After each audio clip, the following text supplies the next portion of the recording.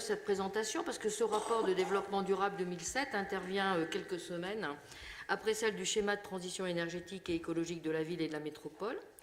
Donc on voit que cette séquence nous montre clairement que nous sommes engagés sur la question écologique dans son ensemble et que nous allons encore accentuer nos efforts.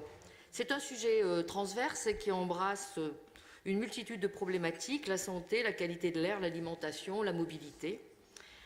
C'est pour ça que notre action dans ce domaine se traduit d'ailleurs par une série d'actions dans plusieurs de nos politiques publiques. Madame Nouin d'ailleurs l'a évoqué tout à l'heure, l'instauration de produits issus de l'alimentation durable dans les menus des restaurations scolaires de la ville. 43% donc des produits viennent des circuits courts.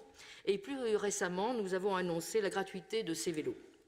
Mais c'est bien en tant que délégué à l'urbanisme que je veux m'exprimer aussi, puisque l'action de la ville aussi veut travailler en faveur de l'environnement à travers notre politique d'urbanisme.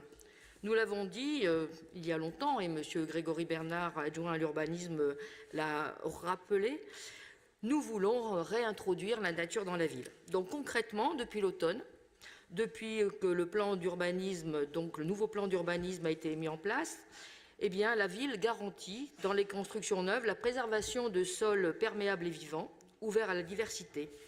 Donc aujourd'hui, on ne raisonne plus en surface à construire, mais en préservation d'espace. Cela se traduit par l'introduction d'un coefficient de biotope par surface, et les promoteurs, architectes, y sont très attentifs. Nous le voyons aux commissions d'archi.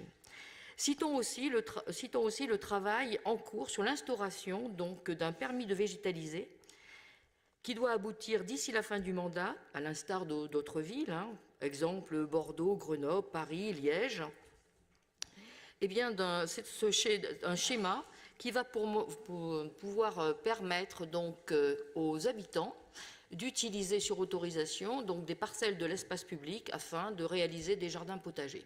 Tout ça nous vient d'Angleterre, d'un dispositif qui s'appelle Incredible Edible. Moi aussi, je vais parler anglais comme M. Anneau.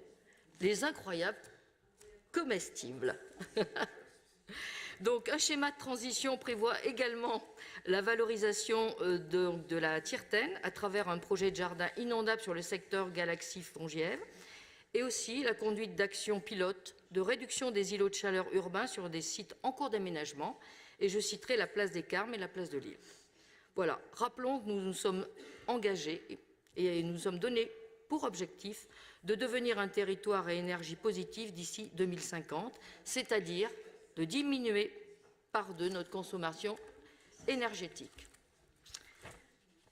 Je vous remercie.